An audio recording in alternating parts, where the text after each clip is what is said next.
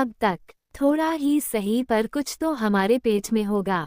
आगे से हम मामी जी की को डांटने का मौका नहीं देंगे। बोलते हुए उसकी आंखें नम हो आई थीं। उसने खाना खाया और अपने छोटे से कमरे में आकर चटाई पर लेट गई। लेटते ही उसे नींद आ गई थी। अब आगे अधिराज अपने कमरे में स्टडी टेबल पर बैठा साहित्य की किताब में डूबा हुआ था। कुछ ही लाइन पढ़ने के बाद ही उसके दिमाग में इरा का ख्याल फिर से चलने लगा था। उसने आंखें बंद कर ली और पीछे कुर्सी से सिर टिका लिया। इतना बेचैन कौन करता है इरा? आखिर तुम हो क्या भला जो मिलने के लिए इतना तरसा रही हो? बोलते हुए उसकी आवाज में एक कसक थी। इरा से मिलने का उसका इंतजार पल पल बढ़ता ही जा रहा था। कुछ देर इरा के बारे में सोचकर वो बेड पर आकर लेट गया और उसे नींद आ गई। अगली सुबह अधिराज नहाने जाने की तैयारी में था। उसने अपना टॉवल लिया और बाथरूम जाने लगा कि तभी वेदांत कमरे में आते हुए बोला, अधिराज यहाँ मत नहा। अधिराज रुका और उसे देखते हुए बोला, तो क्या बाहर लॉन में नहाऊं? उद्धरण चिन्ह। अगर तू चाहता है तो तेरी मर्जी। अधिराज ने उसे घूरा फिर वापस से अंदर जाने लगा। वेदांत उसका हाथ पकड़कर रोकते हुए बोला, यहाँ मत नहाना यार, गांव में एक तालाब है, वहां जाकर नहाते हैं, बड़ा मजा आएगा। मुझे पुलिस स्टेशन के लिए देरी हो रही है। अरे नहीं होगी, हम लोग जल्दी आ जाएंगे। प्लीज यार चल ना, वेदांत ने जिद करते हुए कहा। अधिराज ने कुछ सोचा फिर उसके साथ जाने के लिए मान गया। दूसरी तरफ ज्योति रास्ते में खड़ी ईरा के आने का इंतजार कर रही थी। ईरा हाथ में मटकी लिए वहां आ गई। वो लंगड़ा कर चल रही थी। ज्योति ने उसके पैरों की तरफ देखा और बोली, क्या हुआ है? लंगड़ा कर क्यों चल रही है? उद्धरण चिन्ह। ईरा को प्रमिला का मारना याद आया तो उसका दिल फिर से सहम गया और आंखों में आंसू आ गए। ईरा झट से ज्योति से लिपट गई। ज्योति घबराई हुई सी उसकी पीठ सहलाते हुए बोली, क्या हुआ है ईरा? उद्धरण चिन्ह। ईरा ने सिसकते हुए उसे पूरी बात बता दी। उसकी बातें सुनकर ज्योति गुस्से से कांपते लगी थी। उस प्रमिला चाची की तो जी करता है गला घोंट दूं उसका। और तू चल मेरे साथ, डॉक्टर के पास दिखाएंगे, पैर सूज गए हैं। ठीक हो जाएगा ज्योति, डॉक्टर के पास जाने की जरूरत नहीं है। चुप कर, मैं तुझे अंधी दिखती हूँ क्या? मुझे नहीं दिखाई दे रहा है क्या? कितनी बुरी हालत है, और तू बुद्धू कहती है कि कुछ नहीं हुआ है। चल मेरे साथ, बोलकर उसने ईरा के हाथ से बर्तन लिया और उसे लिए अपने साथ आगे बढ़ गई। डिस्पेंसरी में जाकर उसने ईरा के पैरों पर भी मरहम करवा दिया। डॉक्टर ने ईरा को कुछ दवायां दी और फिर दोनों वहां से बाहर निकल आई। ज्योति बोली, चल आज तू मेरे घर चलकर आराम करेगी। नहीं ज्योति, मामी जी गुस्सा करेंगे। उन्होंने पानी मंगवाया है, अगर हम वक्त पर नहीं पहुंचे तो वो फिर से गुस्सा करेंगे। तुम हमारी फिक्र मत करो, तुम अपने घर जाओ। नहीं तुझे छोड़कर नहीं जाऊंगी। चल मैं तेरा पानी का बर्तन घर तक छोड़ दूंगी। वैसे भी तू चलने की हालत में नहीं है, बोलकर वो भी उसके साथ नहर की तरफ पानी भरने चली गई। वेदांत नहर के पास वाले तालाब को देखते ही अपनी टी शर्ट और लोअर उतारकर बॉक्सर पहने पानी उसके अंदर डुबकी लगा चुका था। अगले ही पल अधिराज ने भी अपनी शर्ट उतारी और पानी के अंदर उतर आया। कमाल की जगह है यार, कितना सुकून है यहाँ पर, सब कुछ कितना अच्छा है, वेदांत ने उत्सुकता से कहा और पीठ की तरफ से तैरने लगा। अधिराज ने भी पानी के अंदर डुबकी लगा ली। ईरा और ज्योति नहर के पास पहुंचे तो वेदांत की आवाज उसके कानों में पड़ी। वो रुकी और तालाब की तरफ देखने लगी। उसके साथ ही ईरा भी ठहर गई। ज्योति तालाब की तरफ बढ़ गई और एक बड़ी सी चट्टान के पीछे से झांकने लगी। सामने वेदांत को नहाता देखकर उसकी आंखें खुली की खुली रह गई। ये मंदिर वाला लड़का यहाँ आकर नहा रहा है, बोलते हुए वो एक टक से निहार रही थी। वेदांत के गीले बाल उनके माथे पर आ रहे थे। उसके कसे हुए बदन पर पानी की बूंदें फिसलती जा रही थी। उसे देखकर ही ज्योति की धड़कनें तेजी से चलने लगीं। बाकी दिन वेदांत उसे टकटकी लगाए देखता रहता था, लेकिन आज ज्योति इसे देखने में लगी हुई थी। ये कितना स्मार्ट और हॉट है, जी करता है देखती ही रहूं। बोलते हुए ज्योति गालों पर हाथ रखकर उसे निहारने लगी। उद्धरण चिन्ह। छी छी छी, कैसी बातें करती हो ज्योति, ऐसे किसी को नहाते हुए नहीं देखते हैं, ये अच्छी बात नहीं है, तुम चलो यहाँ से। बोलकर उसने ज्योति को ले जाना चाहा तो ज्योति उसका हाथ पकड़कर रोकते हुए बोली, अरे रुकना, तू भी देखेगी तो देखती ही रह जाएगी, ये है ही ऐसा नजारा कि कोई भी नजरें घुमा ही नहीं पाएगा, इसे कहते हैं नयन सुख। राम राम, कैसी बातें करती हो ज्योति, कुछ तो सोचो, ऐसी किसी को नहाते देखने से कैसा नयन सुख मिल सकता है, इसे लज्जाहीन होना कहते हैं। ईरा ने घबराए हुए कहा। उसकी धड़कनें भी तेज हो गई थी। शांत हो जा ईरा, इतना क्यों घबरा रही है, हम कोई पाप नहीं कर रहे हैं, और अगर ये खुले में नहा रहे हैं तो लोगों की नज़र तो इनके ऊपर पड़ेगी ही ना। जब इनको उसका ख्याल नहीं है तो इसमें हम लोग क्या गलत कर रहे हैं। गलत है ज्योति, अगर यहाँ लड़कियां नहा रही होती और लड़के उनको देखते तब भी तुम यही कहती क्या। उद्धरण चिन्ह। ईरा रिलैक्स, लड़कों की बात अलग है, वो तो वैसे भी अपने डोले और सीना फूला फुला कर दिखाते हैं, और अगर इनको पानी में भीगे हम देख भी लेते हैं तो कुछ गलत नहीं है। ऐसा क्या? ईरा ने मासूमियत से पूछा तो ज्योति ने सिर हिलाया और उसे अपने आगे लाते हुए बोली, बिल्कुल ऐसा ही है, आ तू भी देख एक बार।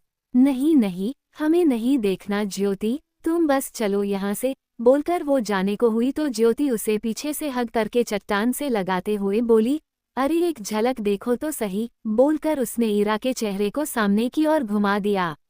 ईरा ने आंखों पर हाथ रख दिए। ईरा बस एक बार देख ले, फिर अगर नजरें रुक नहीं गई तो मेरा नाम बदल देना। बोलकर ज्योति ने उसके हाथों को पकड़कर नीचे कर दिया। ईरा ने धीरे धीरे अपनी आंखें खोल दी। जैसे ही उसकी आंखें खुली उसी वक्त अधिराज भी पानी के अंदर से बाहर निकल आया। ईरा की नज़र सीधी उसी के ऊपर चली गई। भीगे बदन से पानी की बूंदें मोती की तरह चमकते हुए फिसल रही थी। अधिराज ने बालों में हाथ फेरे तो उसका सीना उभरकर दिखाई देने लगा। ऐसा कसा हुआ बदन मानो हर दिन वर्जिश से शुरू होकर उसी पर खत्म होता हो। देखने वाला चाहे कोई भी हो उसके आकर्षण को नकार नहीं सकता था। उसके भीगे बालों से टपकती पानी की बूंदें ईरा की धड़कनों को और तेज करती जा रही थीं। उसने अपने हाथों में पानी भरा और सूरज की तरफ देखकर अर्घ चढ़ाते हुए मंत्र बोलने लगा। ओम भास्कराय नमः, ओम सूर्याय नमः। उसकी गहरी आवाज में एक अलग सा ही आकर्षण था। ईरा का दिल चाहा कि बस आवाज लगातार आती रहे। ईरा की नजरें वास्तव में उसके ऊपर रुक ही गई थी। अधिराज को देखकर तो ज्योति का मुंह भी खुला का खुला रह गया था। ज्योति ने ईरा को एकटक अधिराज को देखता पाया तो उसके कान में बोली, देखा, मैंने कहा था ना, तू भी देखती ही रहेगी, इसको कहते हैं नयन सुख। बोलकर वो धीमे से हंस दी। ईरा ने कुछ जवाब नहीं दिया। पता नहीं क्यों वो अधिराज को ही देखे जा रही थी। गाड़ी नाके के पास आकर रुक गई। पुलिसकर्मी वहां से निकलती गाड़ियों को चेक कर रहे थे। तभी दो बड़े बड़े ट्रक वहां से गुजरने लगे तो किसी भी पुलिसकर्मी ने उन्हें नहीं रोका। अधिराज की त्योरियां चढ़ गईं। उसने हाथ देकर ट्रक को रुकवा लिया और नाके पर खड़े पुलिसकर्मी से बोला, इनकी तलाशी क्यों नहीं ली जा रही। उद्धरण चिन्ह। पुलिस वाला अधिराज के पास आया और ट्रक ड्राइवर को देखते हुए बोला, इनकी तलाशी कैसे ले सकते हैं सर। उद्धरण चिन्ह। क्यों इनकी तलाशी क्यों नहीं ले सकते। उद्धरण चिन्ह। ये कतार के ट्रक है ना, और कतार की किसी भी गाड़ी को ना तो नाके पर रोका जाता है और ना ही तलाशी ली जाती है। ट्रक ड्राइवर बोला, समझ में आया इंस्पेक्टर, आगे से ये गलती मत करना, वरना कतार सेठ की लाठी पड़ गई ना, दुम दबाकर भागना पड़ जाएगा यहाँ से। बाजू हटो, नीचे उतर। अधिराज ने स्लीव्स चढ़ाते हुए कहा। ओए इंस्पेक्टर, पागल हो गया है क्या, सुनाई नहीं देता क्या। कतार के आदमी हैं और कतार का सामान यहाँ से वहाँ पहुँचाते हैं। हमारी तलाशी ले इतनी ना किसी में हिम्मत है और ना ही किसी की औकात। अपने आप नीचे आएगा या मैं घसीट कर निकालूं। अधिराज ने उसे घूरते हुए कहा। ड्राइवर ने अधिराज और उसके बगल में खड़े पुलिस वाले को देखा, फिर नीचे उतर आया। तलाशी लो, अधिराज ने कहा तो पुलिस वाले ट्रक के सामान की तलाशी लेने लगे। वेदांत वहीं आसपास का नज़ारा देखने में लगा हुआ था। क्या जगह है यार, यहाँ काम करने कौन आता है, मेरा तो दिल बस यहाँ से वहाँ घूमने को करता है। बोलते हुए वो दूर तक फैली घाटी को देखने लगा जिनमें छोटी छोटी हरी घास उगी हुई थी। तभी उसे एक लड़की भागती हुई नजर आई। दुपट्टा लहराते हुए वो हरी घास पर भागे जा रही थी। जानी पहचानी लगती है, पास जाकर ही देख लेता हूँ, बोलते हुए वो वहां से नीचे जाते रास्ते से नीचे उतरने लगा। वहीं अधिराज ट्रक के ऊपर चढ़े पुलिस वालों को देख रहा था। उसके बगल में खड़ा ट्रक ड्राइवर बोला, गलती कर रहे हो इंस्पेक्टर, ट्रक में जो मिलेगा उसको जानने के बाद भी तुम कुछ नहीं कर सकते, पर तुम्हारी ये हरकत तुम्हें अपने लिए घातक होने वाली है। सर, ड्रग्स से भरी पेटियां हैं और कुछ अवैध हथियार भी, पुलिस वाले ने कहा तो अधिराज अपने बगल में खड़े ट्रक ड्राइवर को देखने लगा। पिछले वाले ट्रक की तलाशी में भी ड्रग्स ही निकली थी। ट्रक ड्राइवर बोला, हो गई तसल्ली, चल अब निकलने दे, कल तू हाथ जोड़ते हुए कटार सेठ के बंगले पर मिलेगा। अधिराज उसके पास आया और बोला, अरेस्ट हिम। हैं? ड्राइवर आंखें बड़ी किए बोला।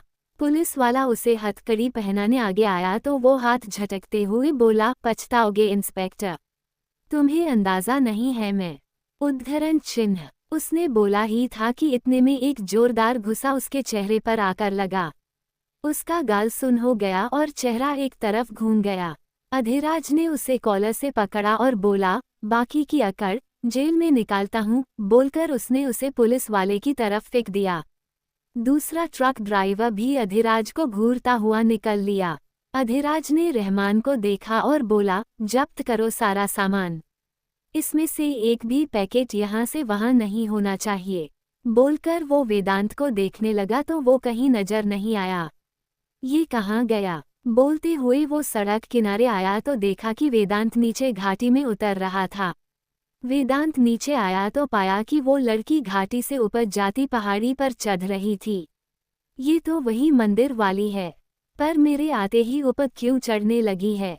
आज तो बात करके रहूंगा, बोलते हुए वो भी उसका पीछा करने लगा। ये कहाँ जा रहा है? पहले नीचे उतरा अब पहाड़ी पर चढ़ रहा है। वो बोल ही रहा था कि तभी गाने की आवाज उसके कानों में गूंजने लगी। किसका रास्ता देखे ए दिल ए सौदाई, मीलों है खामोशी, बरसों है तन्हाई। अधिराज आवाज की दिशा में देखने लगा। ये तो वही लड़की गा रही है। बोलते हुए वो सामने की धार को देखने लगा जो घाटी से दूसरी तरफ थी। अधिराज उस तरफ बढ़ गया। एक तरफ जहां वेदांत घाटी में उतरकर ऊपर चढ़ रहा था, वहीं अधिराज पहाड़ी से पहाड़ी को जोड़ने वाले ऊपरी रास्ते पर ही चल पड़ा था। ज्योति पहाड़ी चढ़कर पीपल के पेड़ के पास आई तो ईरा बकरी को गोद में लिए वहां बैठी गुनगुना रही थी। ज्योति आकर उसके बगल में बैठ गई। झूठा भी नाता नहीं चाहों में, तू ही क्यों डूबा रहे आहों में। कोई किसी संग मरे, ऐसा नहीं होने वाला।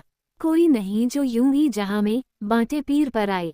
गाते हुए उसने ज्योति के कंधे पर सिर रख दिया। ज्योति ने उसके सिर पर हाथ रखकर सहला दिया। किसका रास्ता देखे ए दिल ए सौदाई, मीलों है खामोशी, बरसों है तन्हाई। गाते हुए ईरा ने आंखें बंद कर ली। अब दर्द कैसा है? ज्योति ने पूछा। पहले से अच्छा है। चोट दिखा, बोलकर ज्योति उसके पैरों और टांगों की चोट देखने लगी। जख्म उभर रहे थे। ज्योति नम आंखों से मुस्कुरा दी। ईरा बोली, चिंता मत करो, जल्दी अच्छे हो जाएंगे। चिंता तो तक तल खत्म नहीं होगी जब तक तुम प्रमिला चाची के साथ रहोगी। मेरा तो जी चाहता है तुम्हें भगा दूं यहाँ से, पर कोई अच्छा इंसान ही नहीं मिलता। ईरा अपने गोद में उठाई बकरी को सहलाते हुए बोली, जो भाग्य में लिखा होता है इंसान को वही मिलता है।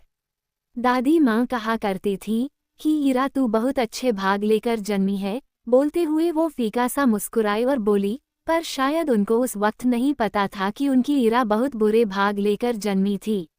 ओए चुप कर, कोई बुरे भाग लेकर नहीं जन्मी, तू देखना सब अच्छा होगा। बोलते हुए ज्योति ने उसे और बकरी दोनों को हग कर लिया। ईरा बोली, ज्योति तुम्हें पता है आज ये छाया गाड़ी के आगे कूद गई थी और वो गाड़ी वाले ब्रेक भी नहीं लगा रहे थे। वो तो वक्त से हमने देख लिया, वरना पता नहीं क्या होता हमारी छाया का। ज्योति ने बकरी को घूरा और बोली, इस छाया की बच्ची की तो अब से इसको बांध कर रखना होगा। दादी को बोल देंगे कि अब से इसको बांध कर रखो, बहुत पाँव चलाने लगी है। सही बात है, चलो अब चलते हैं, देरी हुई तो मामी जी गुस्सा करेगी। चल, ज्योति ने कहा तो दोनों वहां से चल दी। उसी वक्त सपना वहां चली आई। उसने दोनों को जाते देखा तो बोली, कहाँ चल दी ज्योति? मैं तो अभी आई हूँ।